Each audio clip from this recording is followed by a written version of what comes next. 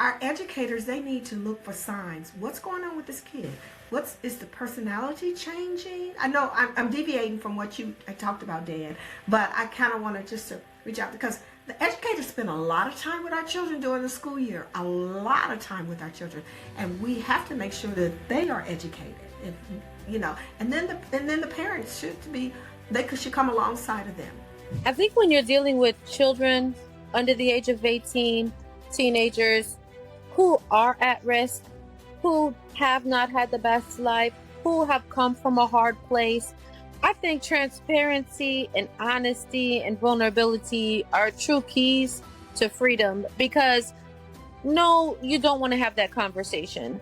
No, you don't want to open that door and begin to talk about that subject. Everybody wants to look at a child under the age of 18 and they want to protect them. They want to provide for their needs if they're getting that. But the reality is, if they're not getting it and they've already been shuffled around, there has to be a place where you have to say, hey, look, this is real life. Welcome all. Lieutenant Dan. My real name is actually Dan Chillis.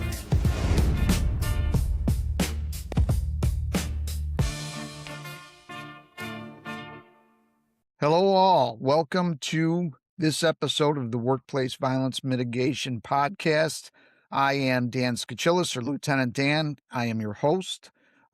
This is our first episode back after the holidays, so welcome to 2026, and I hope you had a great holiday season.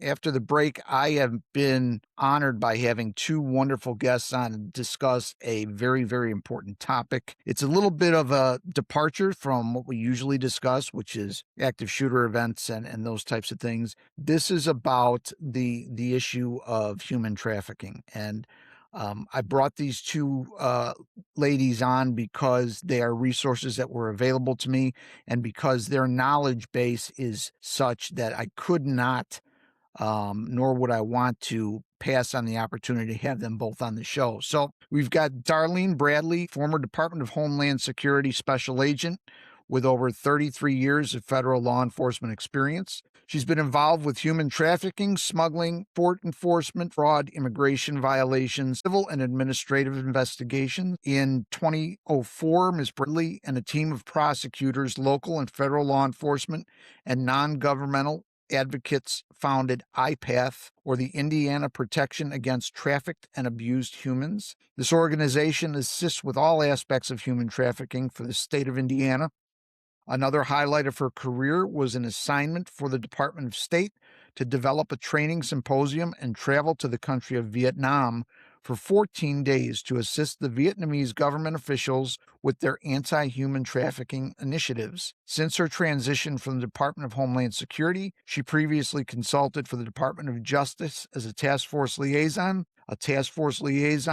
She managed successful ECM, or Enhanced Collaborative Model, task forces with the United States who were investigating and prosecuting human trafficking of a large magnitude. She directed and guided law enforcement and victim service providers to consistently have a cohesive and collaborative role with their task forces. She is now the lead director of a workshop that is focusing on diversity, inclusion, equity, and accessibility for the Department of Justice, Office of Victims of Crime, and finally, as a law enforcement consultant for the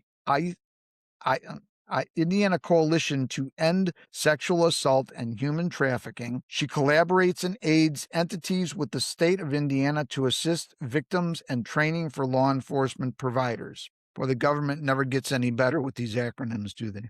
No, Darlene believes the highlight of her second career in social justice advocacy and a subject matter expert in anti-trafficking initiatives. Assisting victims with navigating the criminal justice system is an essential element to her second career. She frequently has been a guest on local podcasts to share her subject matter expertise and continually keep the public aware of human trafficking within the community. Welcome, Darlene. And second, we have Heather Maravilla. She is the Regional Coalition Coordinator for Indiana's Trafficking Victim Assistance Program, ITVAP, which is a program under the umbrella of the Indiana Youth Services Association, which has been around for 50 years. She provides human trafficking training, case coordination, and coalition development across 8 central Indiana counties. working with law enforcement, prosecutors, educators, healthcare professionals, and social service agencies. Heather is a lived, experienced professional in sex trafficking and domestic violence. She has over 7 years of experience in anti-trafficking work in Florida and Indiana.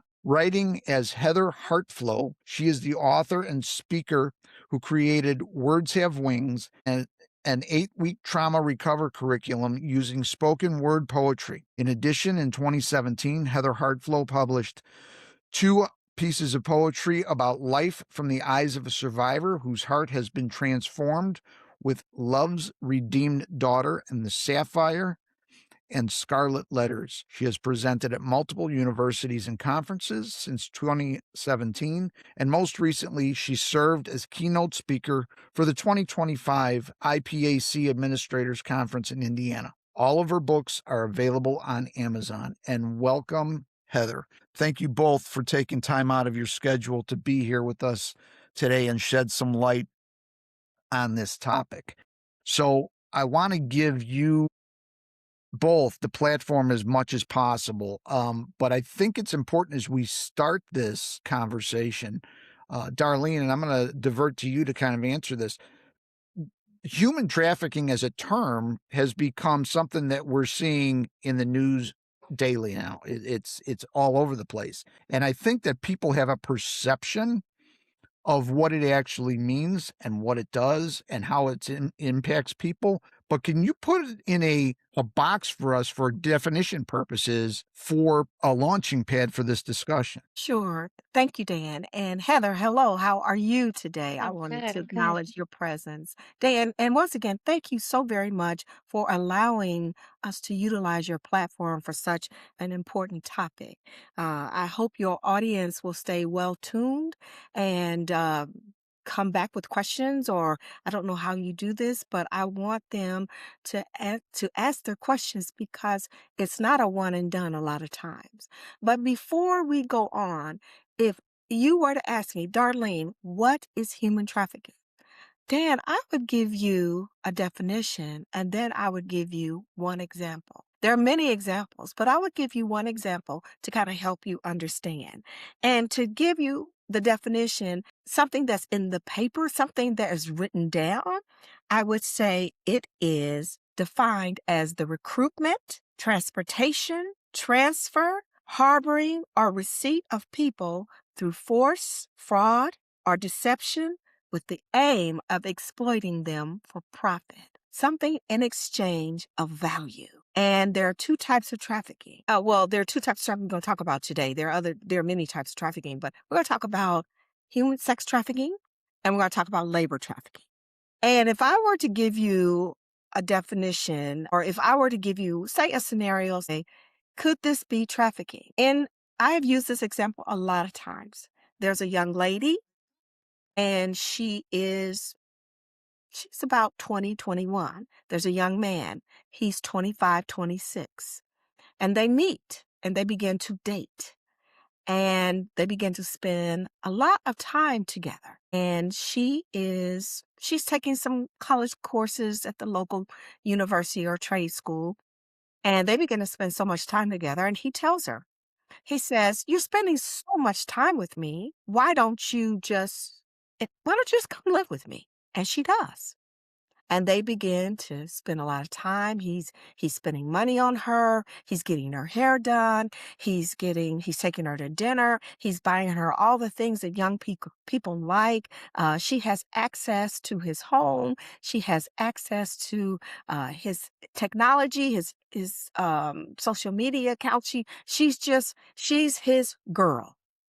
And this goes on for about 6 months. And she is in love. So she thinks.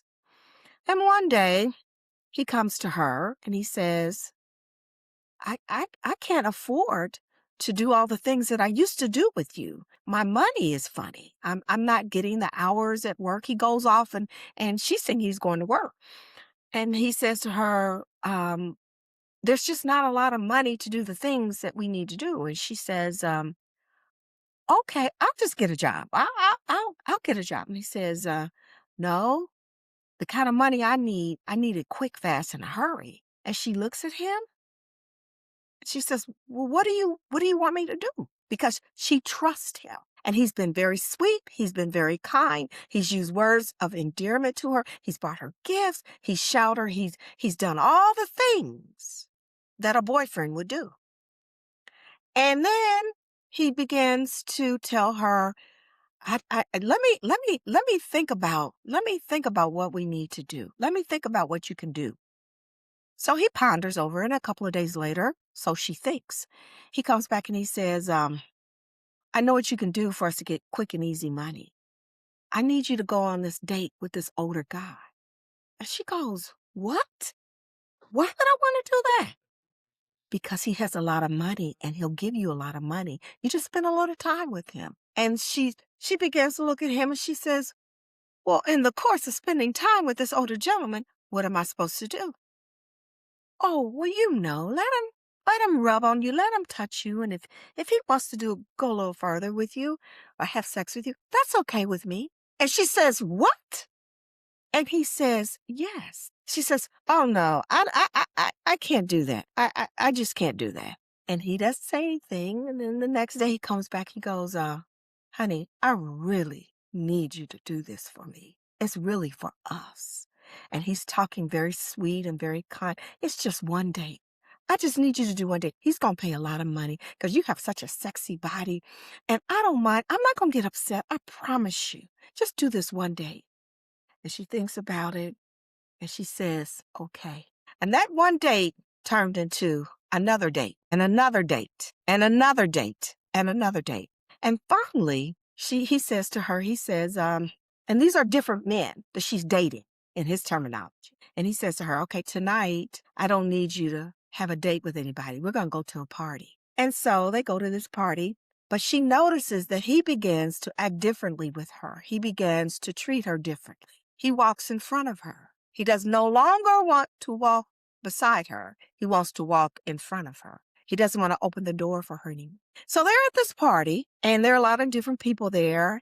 And the host comes in and says, oh, I didn't know you two were together. What is he to you and what are you to him? And she lovingly looks up at him and says, darling, what am I to you? And he says, I am your pimp and you are my hoe. And this is a true story. This young lady, she's telling us, this is a case that I was investigating, tears are running down her face because she realized at that moment that she had been duped. She had been tricked into being something because he was getting paid for her. And that case ended up, we found out this individual, this is a big case, this individual had so many other women. And it went federal because he went up to Michigan and brought a teenager, a minor, down for the sole purpose of doing that type of work. So, and then he ended up getting a 12-year-old. He's off the streets, of course, but it was a big case. There are a lot of moving parts to this investigation, and it went on a long time. But that's one of the most horrific interviews that I did with this young lady, was the start of how they got started. And I hope this gives your audience a look into a scenario into what trafficking could possibly look like. Yeah. Yeah, Darlene, was his MO, or what is typically referred as modus operandi, was it the same for each one of his victims? Or you said he had a young lady that was 12 years old from Michigan that he brought down. My guess would be that was not initiated as a dating relationship, right? No. Did he meet her online, or how did that work? No, he met a lot of the women online, and he used 3 different types of tactics. There are 3 different pimps that during the course of my training we learned about. There is a Romeo pimp. He's very sweet. He's very kind. He's showering you with gifts, words of affirmation, endearing words. He's your boo. He's your bae. You know, he's all of that. Then there's the gorilla pimp. And has nothing to do with his ethnicity. It's all about his tactics. It's all about how he deals with you when he first meets you. He's very tough. He cusses. And some women like that, and until he starts hitting you. And then there's the CEO pimp. He really doesn't deal with the money a lot. He has someone else. He has a young lady they call the bottom. And he tries to run his organization like a CEO would run. He has layers of insulating who he is and what he does. So this individual at that point, he used different tactics for different girls. The girl that he bought down from Michigan, she was 17. She was still a minor. The 12-year-old, he coerced another girl to bring her out of a children's home, for children that run away and their parents need help for them. It was a local organization in Indiana that was helping. So they were able, and it was an unlocked facility, and they were able to leave and run to this pimp. And he brought this young lady. And the young lady that actually coerced the young lady out of there, he was giving her words of affirmation. He was praising her for what she had done, bringing somebody else to him. So, Interesting. If I can shift over to Heather for a minute here.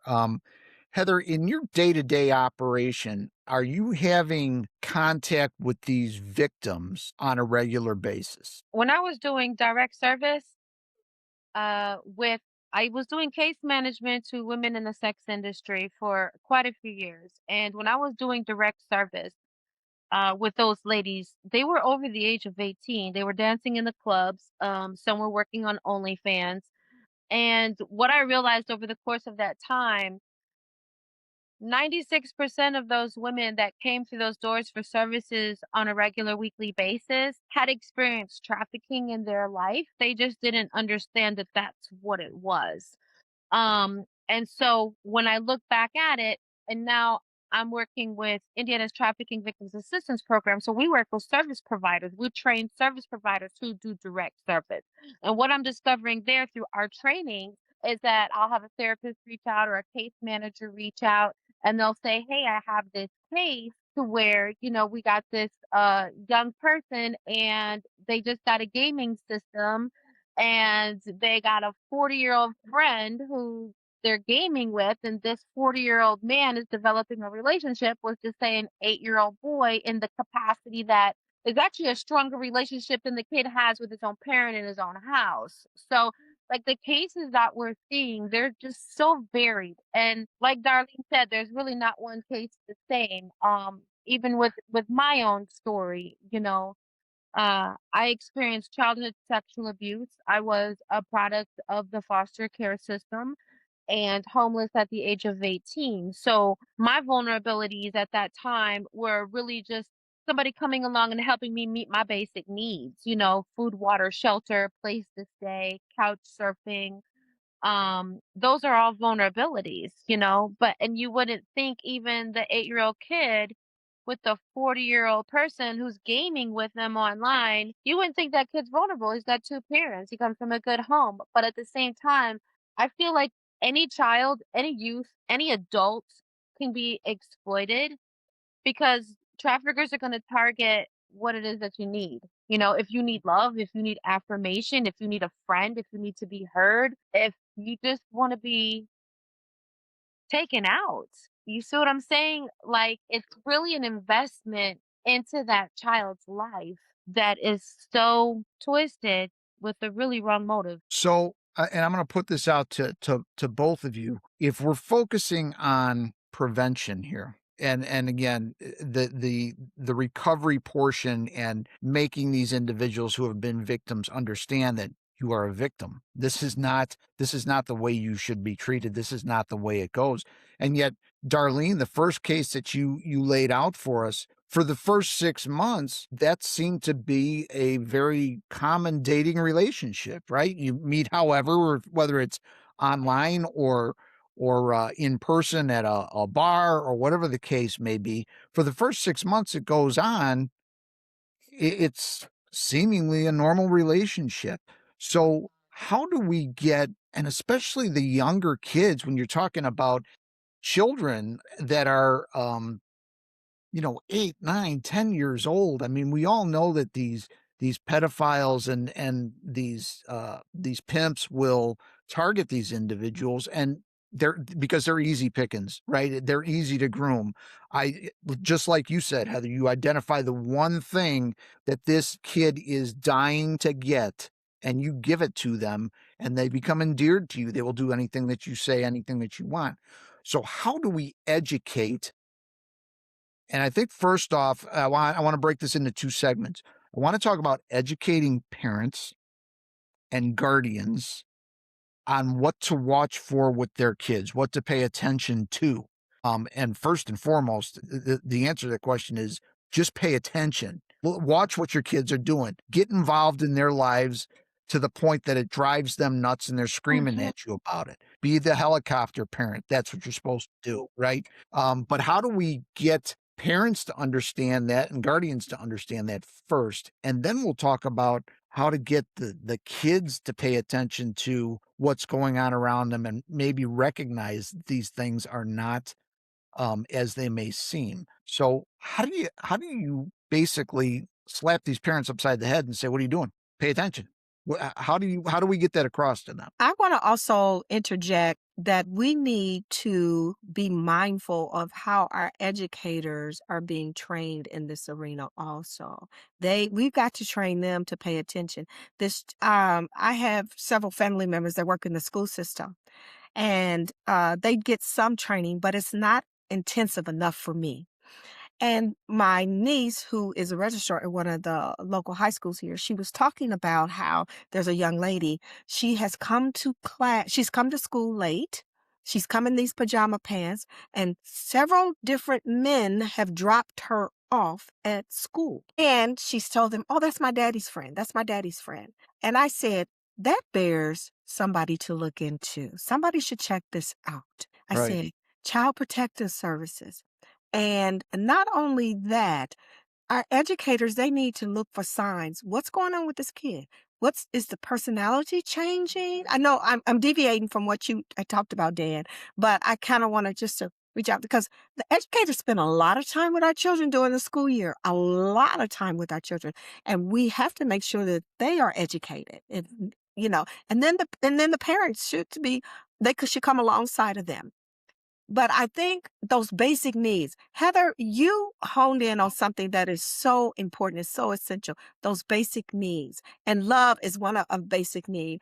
And the story that I was telling, I want to kind of piggyback on that a little bit because the young lady by the time she was 11, she had been in 7 foster homes. Do you see? So can you imagine her mindset about not having love and let alone those basic needs? Sometimes they might not get the food they need. Heather, you talked about that couch surfing. You talked about the water, the shelter, all of that. That's so important. And we are seeing more and more our children are coming into a system that is not prepared for them on so many levels, so many levels. So we've got to think about that. We've got to think about what's driving that human trafficking factor.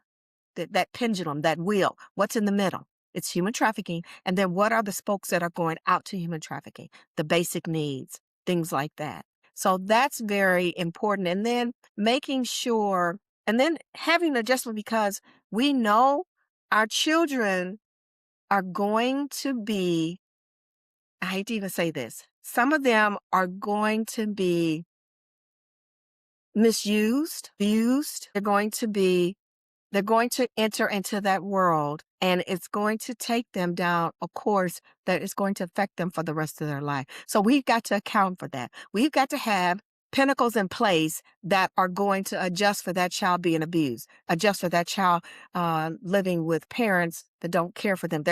They might have come out of the home and come into social services, another home. So we've got to take that into account because they're 2 different children and the needs are different. So we've got to take that into account. How do we adjust for that?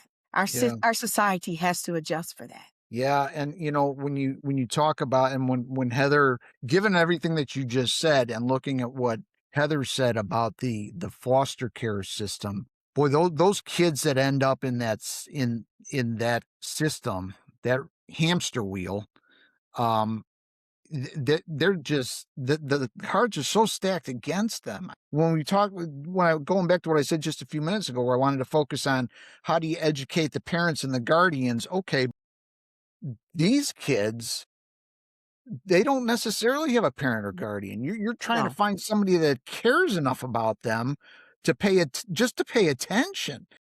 And so you almost have to skip over the parent, the guardian. I don't necessarily disagree with you, Darlene, when you said we need to make sure that our educators and our teachers are getting training on this. We do. The problem is that the education system as a whole has failed our kids so miserably No. over the last over decades. It's just now becoming No. very apparent. You know, you look at the Chicago public school system, which is, neither of my kids are a product of that, but it's a complete disaster. It's a mess. We can't even get them to teach them reading and math, let alone pay attention enough to identify that, hey, this kid might be a I know. victim of trafficking. I know. So, Heather, I'm going to defer to you a little bit here because you've kind of been there, done that. How can you take kids that are so at risk and so young and so inexperienced, and really the experience that they've had is in life as a whole is not good. They're still kids, right? Like you said, they're looking for the thing that's missing in their life. Someone just to sit down with them and say, let's read this book together. Or, man, you had a great day today. I'm proud of you, right? The things that we do for our kids and take for granted or love to do for our kids, nobody's done this for them. So if they can't even get that, how then do we train them to recognize the risks of something like this and go Mm. to somebody who can and will assist them with this? I think when you're dealing with children under the age of 18, teenagers who are at risk, who have not had the best life, who have come from a hard place, I think transparency and honesty and vulnerability are true keys to freedom because no, you don't want to have that conversation. No, you don't want to open that door and begin to talk about that subject. You know, everybody wants to look at a child under the age of 18 and they want to protect them. They want to provide for their needs if they're getting that. But the reality is, if they're not getting it and they've already been shuffled around, there has to be a place where you have to say, hey, look, this is real life and this is happening out here. And if you're on Instagram and you got 92 friends and you're on here talking to 4 or 5 people that you don't know, you don't even know if that's who you're really talking to behind that picture.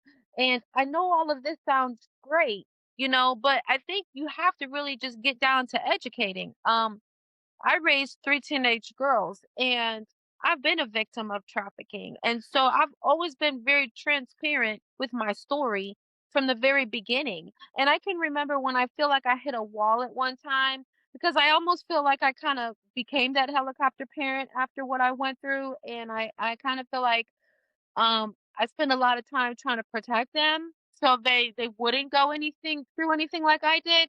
But then one day, my daughter turned 21 and she was like going to the club. And she was like, I know all of this. I'm not going to go out here and get raped.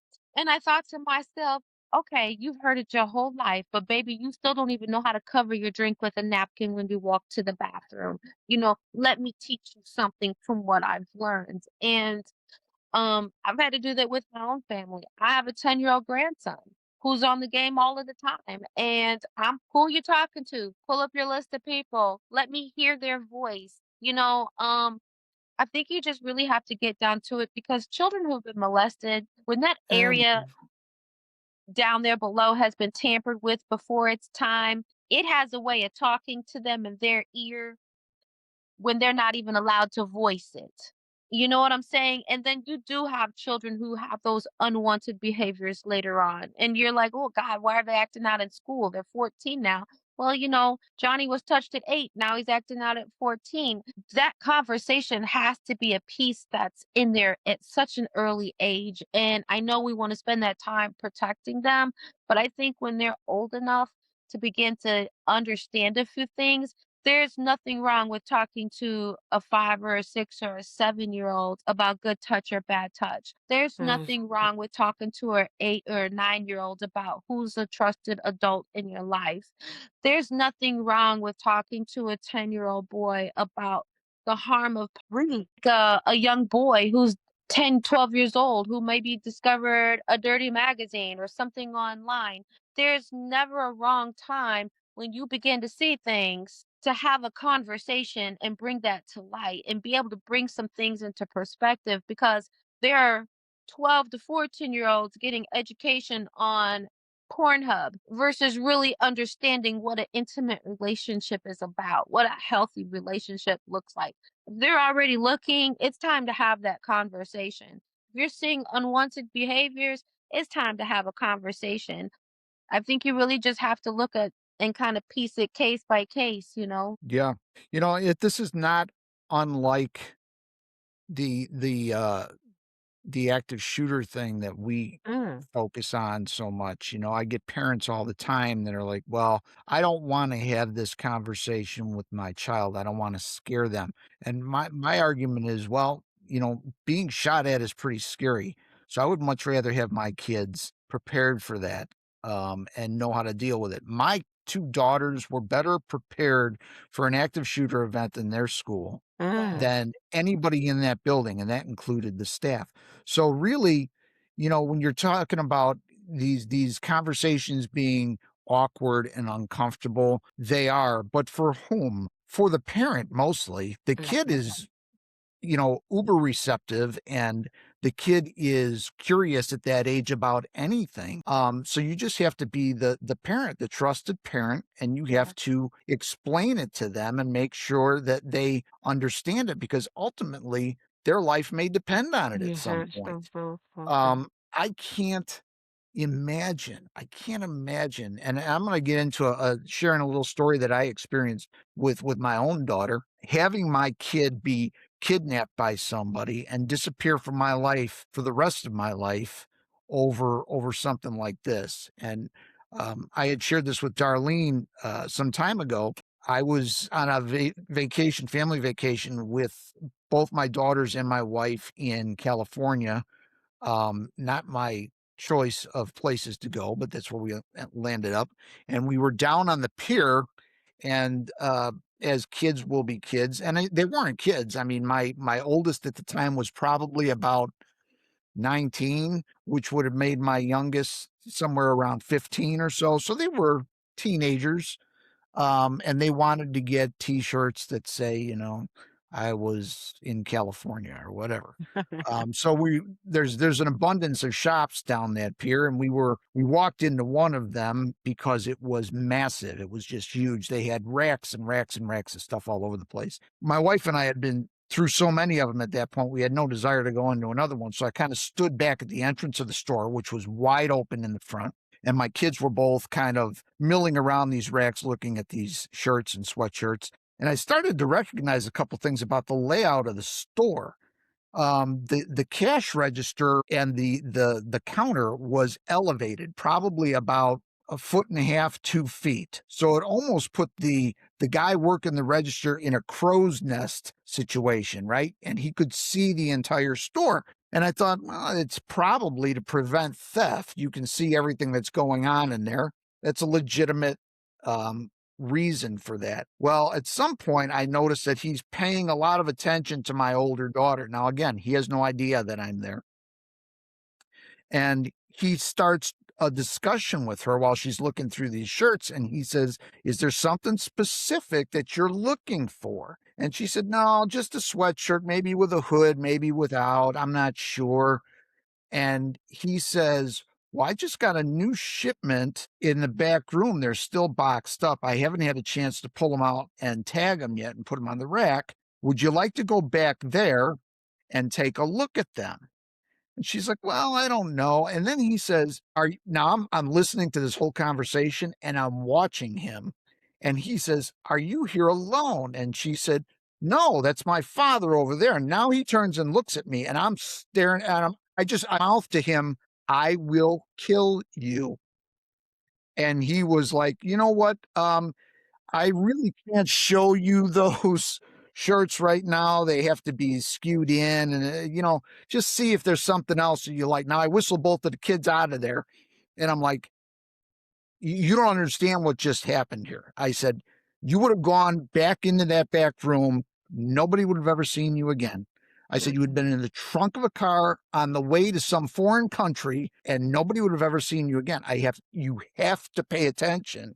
There's no reason for him to, you've got 100,000 shirts on the rack. Why does he want to show you the one in the back room? It doesn't make any sense. I said, please, please don't ever let somebody talk you into doing something like that. But to watch the whole thing unfold, know what was going on and witness it and think it's so easy for this guy. How many people has he done this to?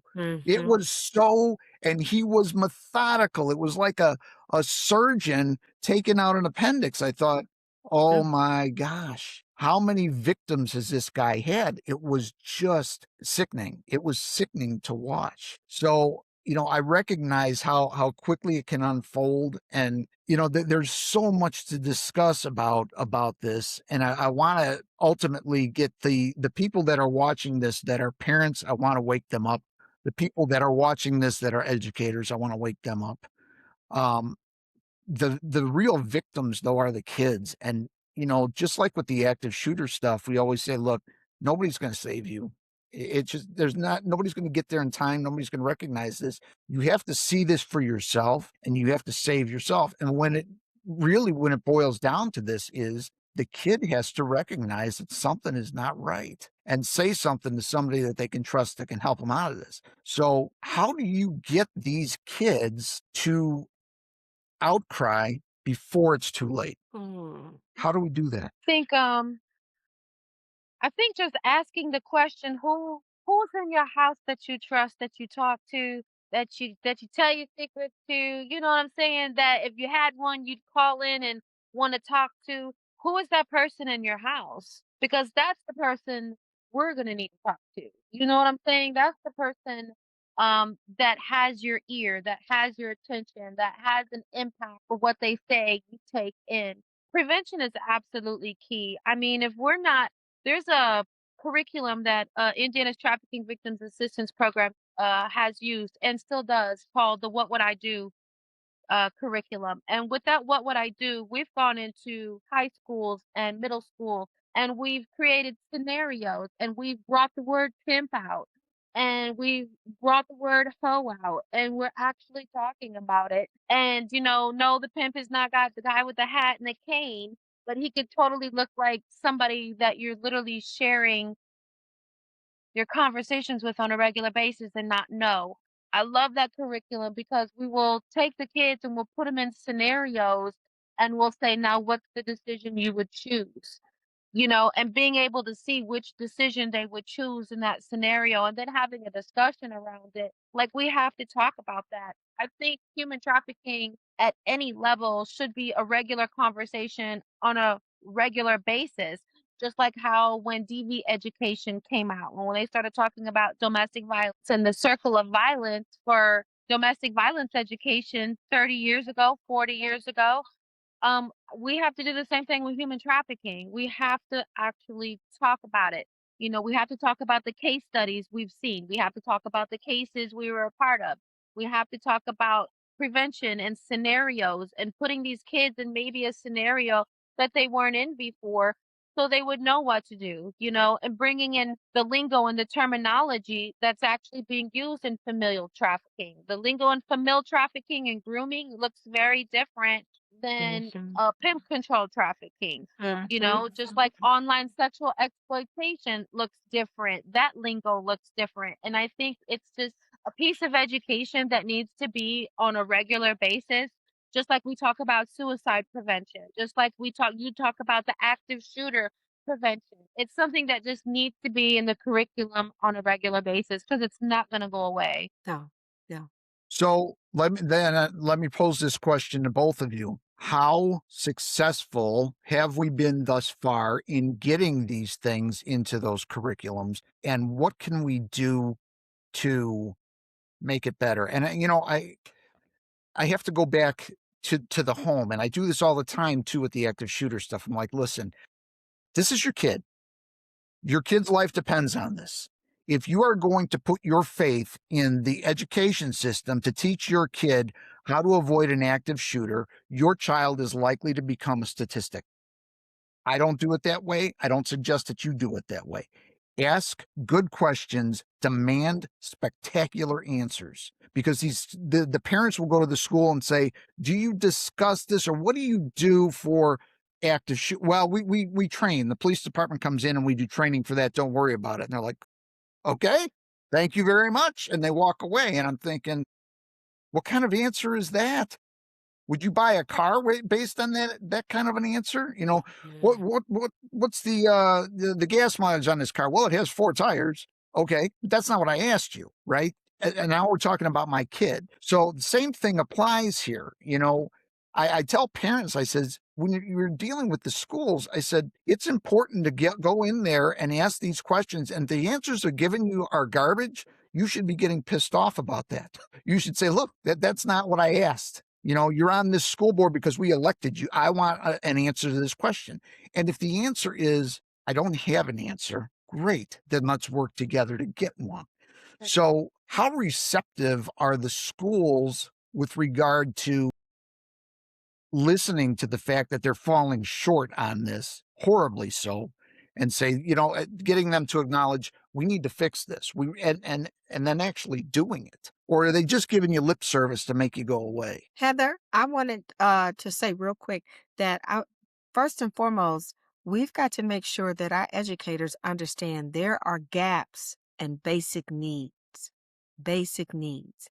And then with that being said, then we can go in to our educators and begin to show them programs and begin to train them. I'm very big on training, and then as you see, trafficking has evolved. Our training and giving information to the teachers and educators and parents, it needs to evolve. The stuff that we used to do 20 years ago and the trainings we had 20 years ago, we can no longer afford to do them. It doesn't work anymore. It does not work. So we've got to be current. We've got to be relevant. We've got to know what's going on out there. So we can come in and combat that. We can come in and say, this is what's going on out in the world with our children, and this is how we need to deal with it. Those are some of the things that I feel work best. Yeah, I think when it comes to training and education, it's absolutely essential. But I also know we can't rely on our school systems to do that for us. We can push that narrative and we can ask for that, and we can train the trainers, train the teachers, train the educators. But that doesn't always mean they're going to catch every subtle thing that's happening in a classroom with 30 students. I think we have to get back to a place with with the rise of AI.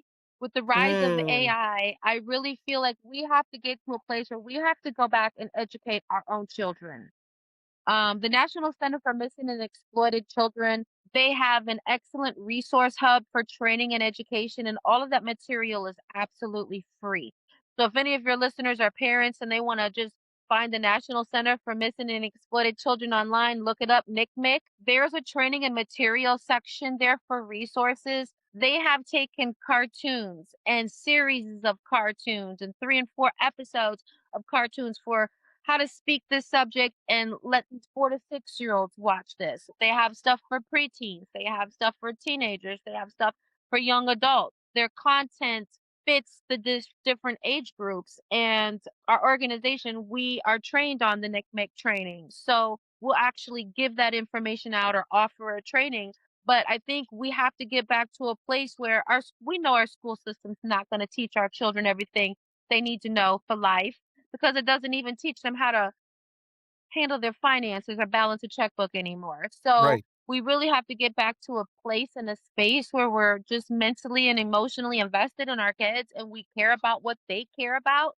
We want to learn what they need to learn. And we just have to get back to educating our own children because they need to hear it. I mean, think about dysfunction. Family dysfunction starts at home. Mhm. Family function starts at home. Whether it's dysfunction or it's function, it's going to start in their immediate family. So we have to get back to a place where we're talking to our kids about things that really matter, because we're in such a new era in technology and with the rise of AI that even with the deep fake uh porn that they can put out where they could put your Mm. face on somebody else's body and throw it out there as real, we just have to really talk to them about what it's about. So they're not going out there in a world thinking everybody has good intentions and harm won't happen to me.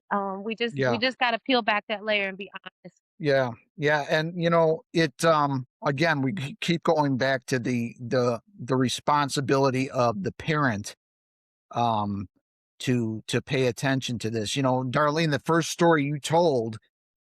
Now, both of my daughters are one is getting married in October to a gentleman that she's been dating all through college, and the other one just recently got engaged and is dating a guy who is in the military. And both of these gentlemen, when it came time to where they were going to actually formalize the proposal, called me and asked, for my permission to do it and all of that. And my response to them was twofold. One was that I was confident that her mother and I had raised some very intelligent young women. And if they had decided that you were the one that they wanted to spend the rest of their lives with, I was okay with that. It's not something that they need to get my permission to do. I said, now the other part of the conversation is really one that goes unspoken. It was just more or less a look of, if you ever do anything to hurt my kid, do I need to say any more? And they were both kind of blank in the face and said, no. I said, good. Then we understand each other very well here.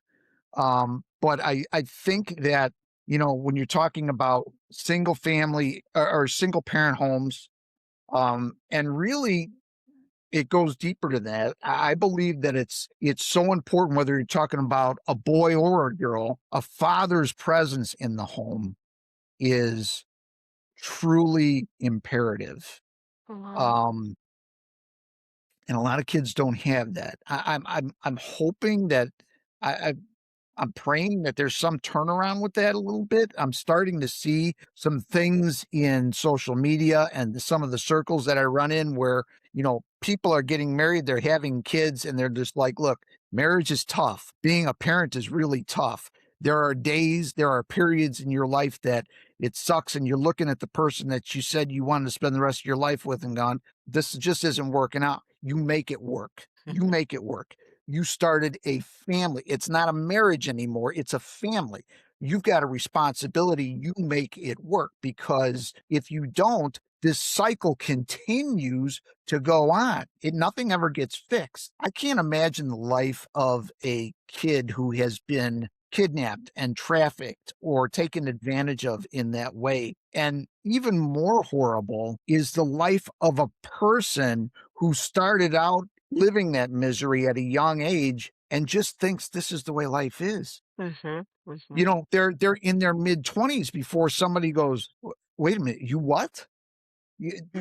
This guy's doing what? You've been doing this like this for how are you kidding me?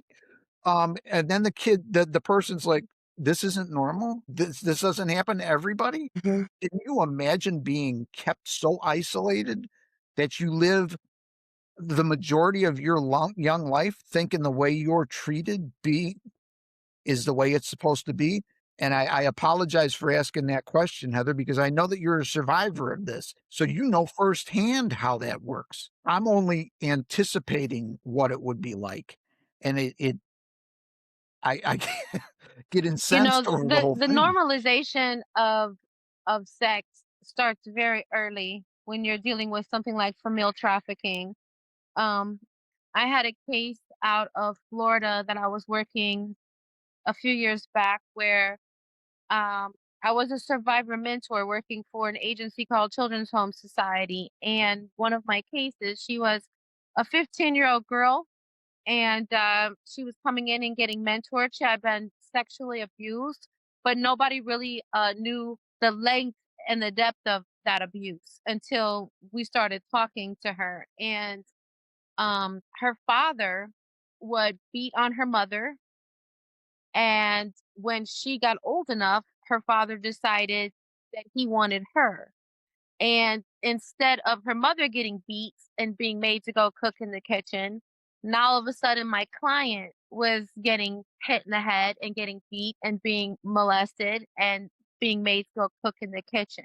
And because her mother was the one that didn't have to get beat that time, she was sitting back grateful that it wasn't her, even though it was her daughter. She was just relieved that it wasn't her going through the abuse.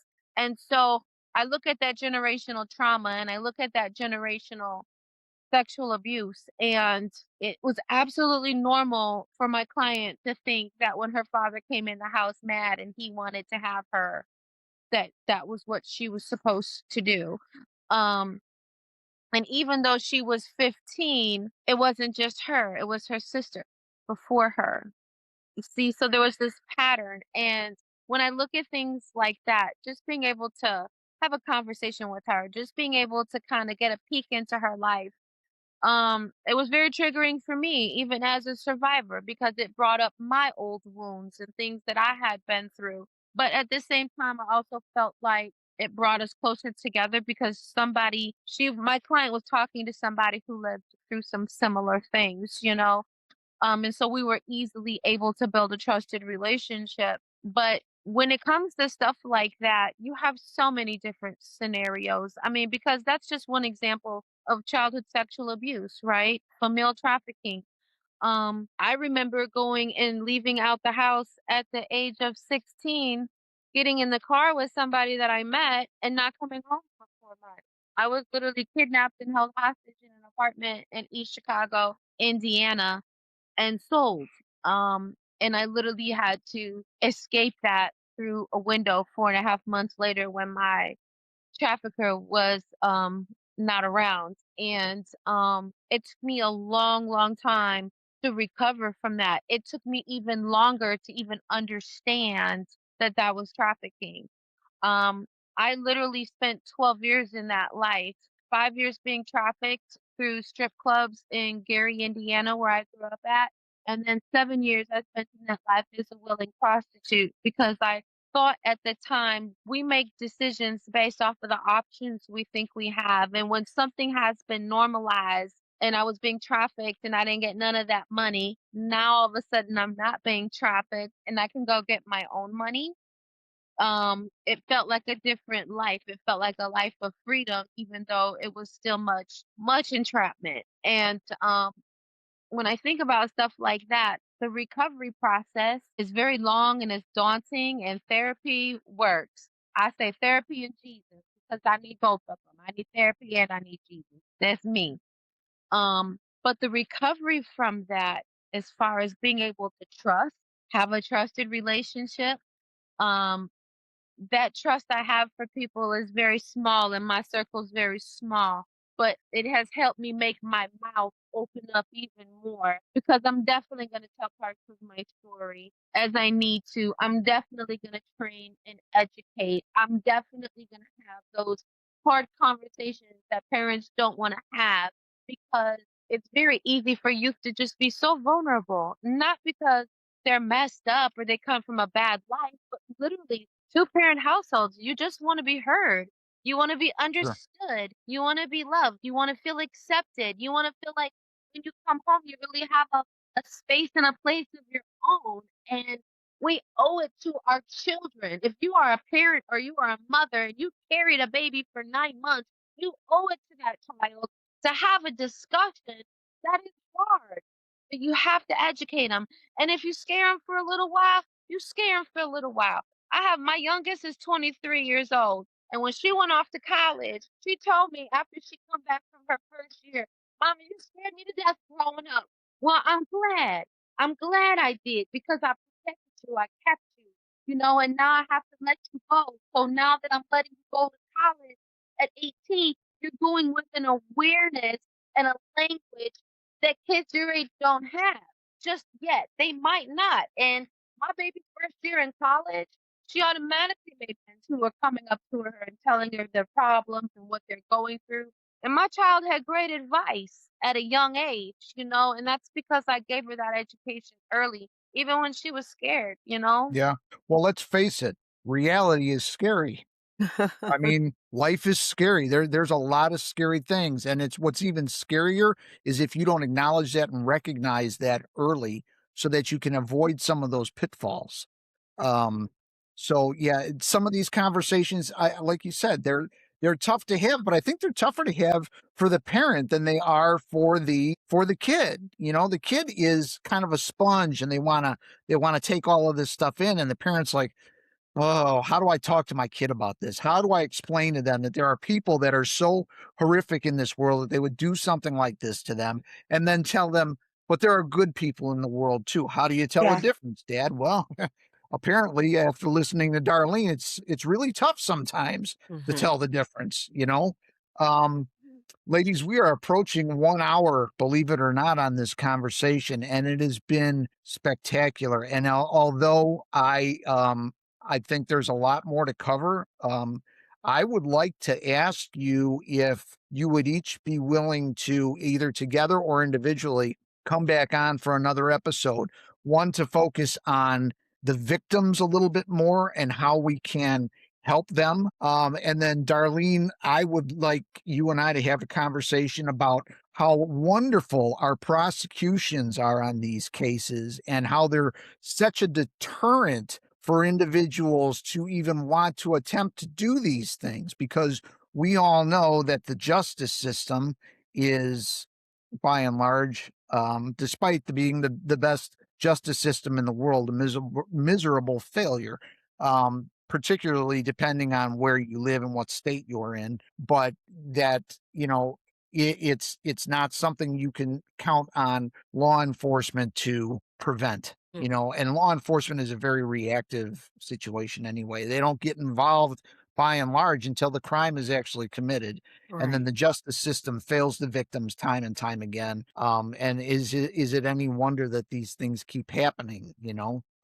especially when you're talking about the money that's involved in this, and we haven't even talked about that. You Mm. know, why do people do this? Is it just to satisfy a sexual need? Well, in part because people will pay to satisfy that sexual need, and pay big money to satisfy that sexual need. So if there's money in it, people will do anything. They harvest Mhm. organs, for Pete's sake, and sell them in foreign countries.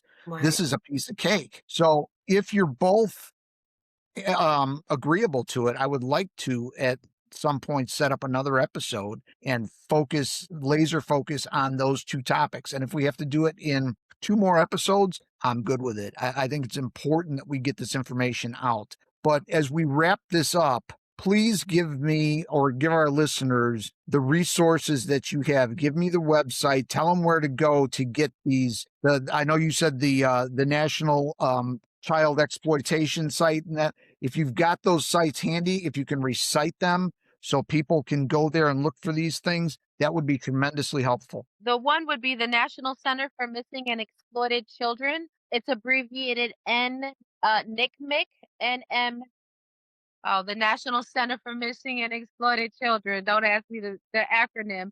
But if you just Google that, remember back in the day when John Walsh went on missing and things like that? That's where the National Center for Missing and Exploited Children came from, their history. So if you can just Google them and go to their resources, their training and their education, um, they have those tabs at the top. You can find some excellent training videos and resources for that are cartoons that'll fit kids, that'll fit preteens, that'll fit, that tween age, and just actually be able to have that at hand helps a lot. And also our organization, we do free training all over the state of Indiana.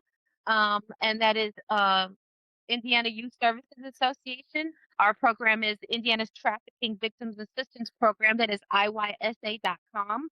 And you can request free training all over the state of Indiana. Okay. Perfect. Darlene, you have something else that you can offer us? Yes, the National Human Trafficking Hotline at 1-888 373 7888. I'll say it again, 1-888 373 7888. The National Human Trafficking Hotline. And you can also send them an email. If you can't call, you can send them an email at help, just at help@humantraffickinghotline.org. Help at humantraffickinghotline.org. So those are two important websites and media sites that we use quite a bit. That human trafficking hotline, very, very important. And those calls you can call 24 hours a day, 7 days a week. And for those listeners that are watching this that could possibly be in the throes of something like this right now, take my advice for what it's worth. If you think that you are a victim of human trafficking, you very likely are a victim of human trafficking. There should be no doubt in your mind that you need to call for help. So please take note of these resources, make good use of them. We will continue this conversation with follow-up episodes, hopefully in the near future. Ladies, I cannot thank you enough. Heather, I find you to be an extremely heroic individual. Thank you for all that you do for people to make sure that they don't fall victim to this. Darlene, my hat off to you as well. We worked together many years in law enforcement, and our focuses ended up going different directions just because our careers were different. But the work that you've done in this arena is phenomenal, and again, great deal of gratitude to you for what you've done. Knowing what could have happened to my kid had I not been there, I see how easily these things unfold, and it's enough to take your breath away as a parent. So thank you both very, very much. I appreciate it. For our listeners, watch for the next episode. We'll get this one edited up and online as quickly as possible. Okay. Have a good one. Thank you, All right, Dee. take care.